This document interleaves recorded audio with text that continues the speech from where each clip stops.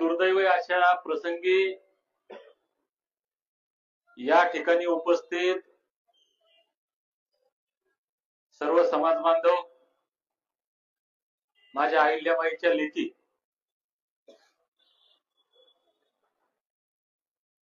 खरं म्हणजे आम्ही चळवळीत काम करणारे लोक आहेत. अशा पद्धतीनं कधी एखादं आंदोलन करण्याचं काम पडेल असा विचारही विजूभाऊ कधी आम्ही डोक्यात नव्हता आणला.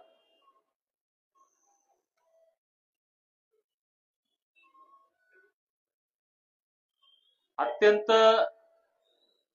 निर्दयीपणे मानवतेला काळिमा फासणारी एक प्रकारे ही घटना आपल्या परिसरात घडली. खरं म्हणजे अनिकेतनं आत्महत्या केली असं आपण सगळे म्हणतो, पण मी म्हणतो ही अनिकेतनं आत्महत्या नाही केली तर इथल्या धर्मांध आणि भ्रष्ट व्यवस्थेनं त्याचा खून केलाय असं मी म्हणतो. मी सुरुवातीलाच अत्यंत जबाबदारीनं धर्मांध याच्यामुळे म्हणतो.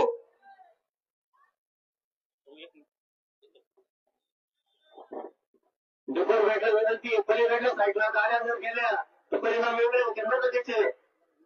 डिपार्टमेंटला विनंती पलीकडल्या साईडला गाड्या जवळ गेले.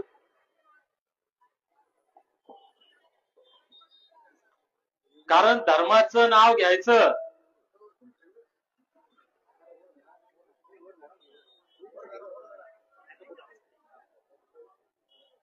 आणि मानवतेच्या विरोधात कृत्य करायची, याला जबाबदार आपण त्याच्या 4 टाळक्यांना नुसतं जबाबदार धरून चालणार नाही, तर या 4 टाळक्यांच्या मागची व्यवस्था आहे. जी लोक आहेत विजूभाऊ ते सुद्धा महत्वाचे आहेत. मी काल तो एक मेसेज सोशल मीडियाला बघितला आणि मला रावलं नाही. मी विजूभाऊंना फोन केला, म्हणलं भाऊ नेमका काय प्रकार तुमच्या भागामध्ये घडला. मग विजूभाऊनं ही सगळी हकीकत सांगितली. मग त्या अनिकेतचा चुलत भाऊ का तू चुलता गणेश वडितके याच्यासोबत सुद्धा माझं बोलणं झालं. त्याने सुद्धा मला मेसेज, त्याचाच मेसेज पाहिला होता खरं म्हणजे मी सोशल मीडियाला. मी त्याला विचारली हकीकत, तर त्याने ज्यावेळेस हकीकत सांगितली तो मला सांगतो संतापाचा माझ्या पारावर नाही राहिला. मुळात आम्ही एक गोष्ट समजून घेतली पाहिजे या ठिकाणी की अनिकेत हा पण हिंदूच आहे. तो या देशात राहतो, या महाराष्ट्राचा एक नागरिक आहे. तो काही पाकिस्तानातून आला नाही, तो काही मुसलमान नाही.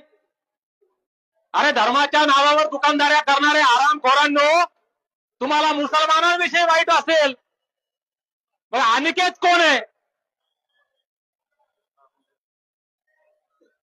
बरं? मुसलमानांविषयी काय कोणाच विषयी आकल धरण्याचा कुणालाही अधिकार नाही.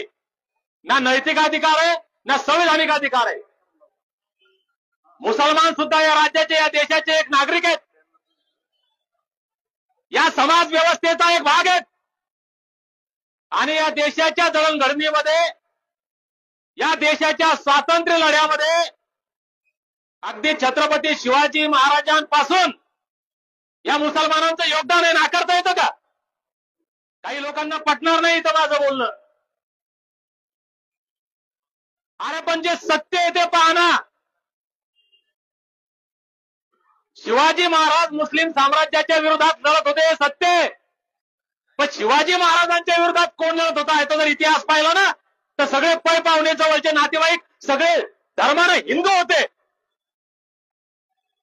मग ते निजामाचे सरदार असू द्या, आदिलशहाचे, कुतुबशहाचे, औरंगजेबाचे सरदार असू द्या, हिंदूंचं प्रमाण किती होतं? आणि शिवाजी महाराजांच्या सैन्यात जे लढत होते त्याच्यामध्ये मुसलमानांचं प्रमाण किती होतं?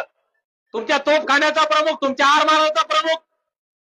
अरे अफजल खानाचा कोथळा काढला म्हणून जे पोस्टर लावून या महाराष्ट्रामध्ये दंगली झाल्या, त्या अफजल खानाचा कोथळा ज्या वाघनखानं काढला, ते वाघनख देणारा सुद्धा रुस्तुम जमाल नावाचा मुसलमानच होता ना. मग मुसलमानांचं योगदान त्या शिवाजी महाराजांच्या राज्यात सुद्धा आहे ना. या देशाच्या स्वातंत्र्याच्या इतिहासामध्ये मुस्लिमांचं योगदान किती आहे? का टार्गेट करता? आणि कुणी अधिकार दिला तुम्हाला हरामखोरांनो रस्त्यात वाहन अडवायचा? अरे पोलिसांना माझा प्रश्न आहे. विजूभाऊ म्हणले वाईट वाटलं असेल पोलिसांना इथे शब्द ऐकून, पण आम्हाला सुद्धा थोड्या लाजा वाटल्याच पाहिजेत. आम्ही काम काय करतो, आमचं कर्तव्य काय आहे? मी सुद्धा पोलीस खात्यात काम केलेलं आहे 9.5 वर्ष, म्हणून पोलिसांविषयी थोडासा सन्मानजनक बोलतो. नाहीतर माझं बोलणं फार भयानक आहे. पण मी सन्मानजनक याच्यामुळे बोलतो की पोलिसांनी ज्या चुका केल्या या चुका दुरुस्त करण्याची संधी तुम्हाला देतोय. आता तुम्हाला 112 ला कॉल येतो. मला आता ते अमोलनं सांगितलं, ते काका सांगत होते की त्या भाड खाऊंनी हिंदू धर्मरक्षक म्हणून, गोरक्षक म्हणून आमच्या अनिकेतला पैसे मागितले, मारहाण केली, त्याला हिंदू दलाल म्हणून त्याचं सोशल मीडियावर त्याचे व्हिडिओ व्हायरल केले, पोस्ट व्हायरल केले. अरे आमच्या अनिकेतला हिंदू दलाल म्हणणाऱ्या दलाला हरामखोरांनो तुम्ही कोण?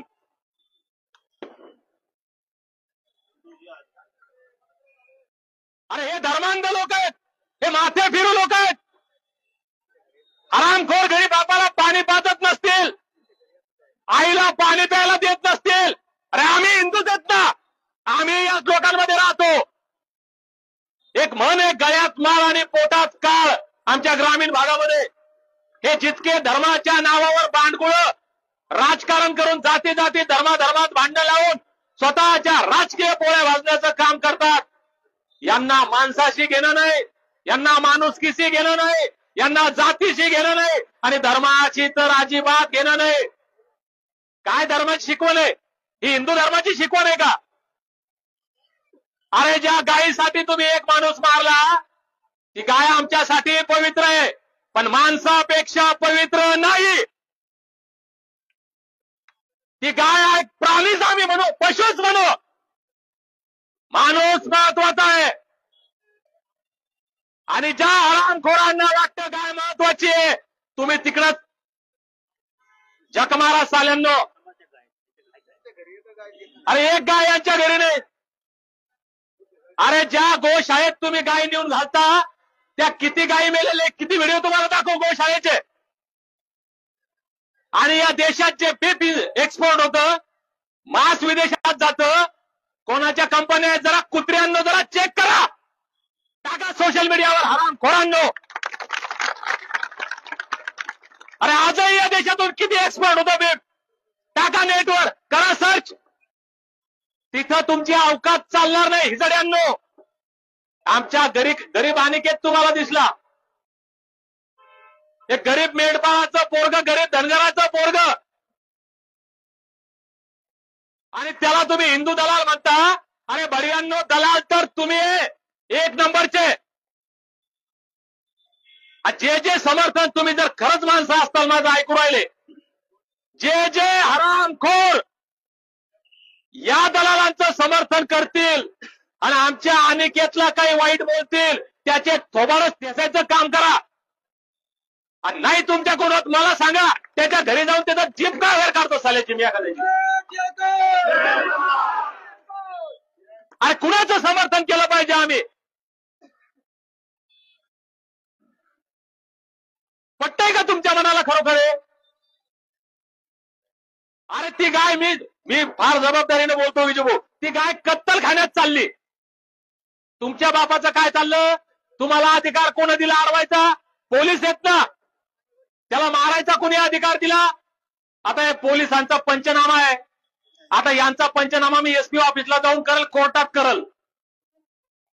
या ठिकाणी पोलीस प्रशासनाचे अधिकारी ऐकत असेल तर त्याला लक्ष द्या. त्याचा पाय मोडलाय, त्याच्या पाठीवर मारहाणीचे ओळे, पोलिसांनी एक शब्दही यात लिहिला नाही.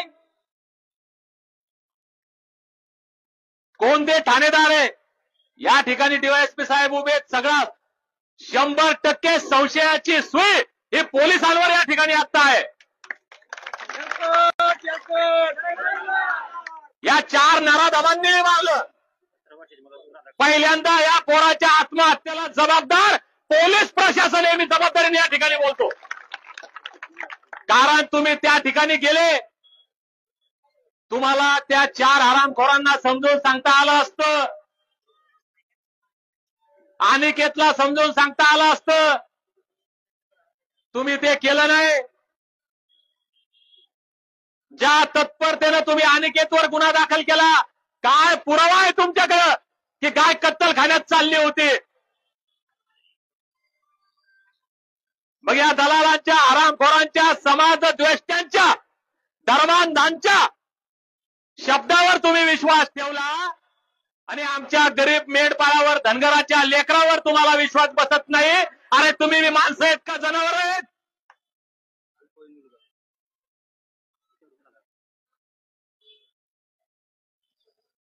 हे आम्हालाही कळलं पाहिजे ना. आम्ही समाजात राहतो. अरे कुणाचंही समर्थन करतो आम्ही. गोरक्षक गोरक्षक म्हणून फिरतात हे नालायक साले. अरे आम्ही साथ देतो ना यांना. आम्हाला कौतुक वाटतं त्यांचं. अरे आज अनिकेत गेला, उद्या तुमच्या लेकरावर वेळ येईल. अरे तुम्ही शेतकरी आहे ना, मी पोलीस डिपार्टमेंट मध्ये काम केलं. अरे कोणी हरामखोर रस्त्यामध्ये उठतात आणि गाड्या अडवतात जनावरांच्या. अरे जनावर या गावातून त्या गावाला नेणं इतकं, म्हणजे तुम्हाला सांगतो, म्हणजे एखाद्या गांजाची तस्करी करणं सोपं आहे, दारूची तस्करी करणं सोपं आहे, एखादी AK-47 इकडून तिकडे नेणं सोपं झालं. पण या देशात, या राज्यात गाय, बैल हे प्राणी या गावातून त्या गावात नेणं अवघड झालेलं आहे. भावांनो, कोणाचे आहेत गाय बैल? कोणाचे आहेत? अरे शेतकऱ्यांचे आहेत ना. तुम्हाला कधी त्रास जाणवला का? मी पोलीस खात्यात काम केलेले नातेवाईक असतील, मित्र असतील, दिवसाला एखादा फोन येतो, विजू भाऊ, भाऊ इथं पोलिसांना गाडी अडवली, आम्ही 2 बैल घेऊन पाहुण्याकडे चाललो होतो, 2 गाई घेऊन त्या गावाला चाललो होतो. बरं पोलीस नंतर आला, ते पोलिसाच्या अगोदर हरामखोर गोरक्षक पहिले येतात. जबाबदारीने बोलतो. कोणाला काय वाईट वाटलं तर समोर येऊन बोला, उत्तर देतो तुम्हाला. अरे तुमच्या मायबापाची सेवा करा, तुमच्या घरादाराचं पहा, चोट्या हो. समाजाची रक्षा करा. समाजामध्ये शांतता राहिली पाहिजे, सामाजिक सद्भावना टिकून राहिली पाहिजे, सामाजिक सलोखा टिकून राहिला पाहिजे. हा खरा धर्म आहे. अरे प्राणी मात्रावर प्रेम करा ही सांगणारी आमची संतांची परंपरा, आमची संस्कृती आहे. अरे रस्त्यानं जात असताना शेतकऱ्याच्या, गरीबाच्या मिरचीच्या देठालाही हात लावू नका, हे शिकवणाऱ्या शिवाजी महाराजांचा हा महाराष्ट्र आहे ना. तिथं तुम्ही माणसं मारता भडव्यांनो.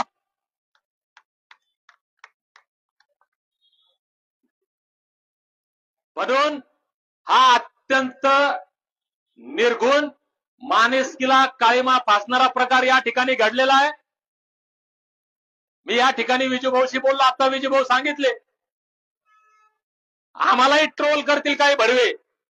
तुमच्याही जिल्ह्यातले, या राज्यात हिंदुत्वाच्या नावावर राजकारण करणारे, गायीच्या नावावर राजकारण करणारे आता कोणत्या बिळात जाऊन लपले? अरे एक माणूस मारलाय तुमच्या व्यवस्थेनं इथं. या तुमच्या संशयानं,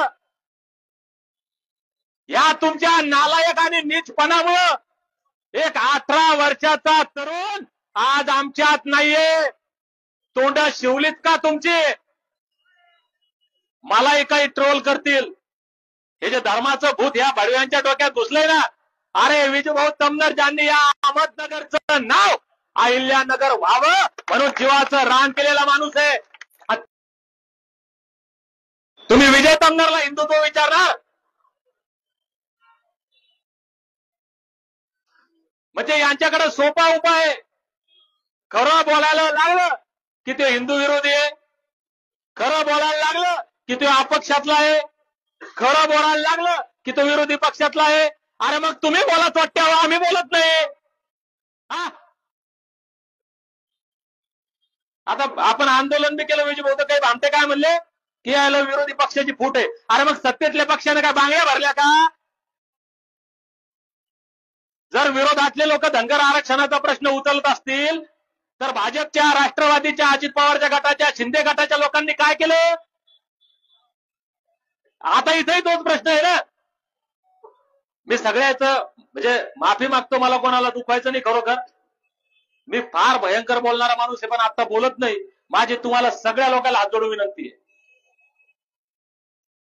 की सत्ता आहे, तुमचे आमदार सत्ताधारी आहे, तुमचे पालकमंत्री सत्ताधारी आहे, तुम्ही त्यांच्या मागे खंबीरपणे उभे राहता 24 तास 12 महिने. पंचायत समितीचं इलेक्शन असो, नगरपालिकेचं इलेक्शन असो, आमदारकीचं इलेक्शन असो, खासदारकीचं इलेक्शन असो, इमानदारीने सांगा किती टक्के धनगर याच्या मागे? सगळाच आहे का नाही? आहे का नाही? माझा विरोध नाही दादा, तो तुमचा अधिकार आहे. तुम्ही कोणाच्या मागे राहा, कोणाला मत द्या, तुम्ही त्याच्याच मागे राहा. पण एक विनंती करतो, तुमचं लेकरू म्हणून माझा एक शब्द ऐका. ते जर आता तुमच्या मागे राहिले नाही ना, तर शपथ घ्या मरेपर्यंत त्यांच्या मागे राहायचं नाही. पटतंय का? मी बाकी काही बोलत नाही. त्यांना आता प्रश्न विचारा की हे तुमच्या मनाला बुद्धीला पटतं का? आता तुम्ही खंबीरपणे आमच्या मागे उभे राहता का?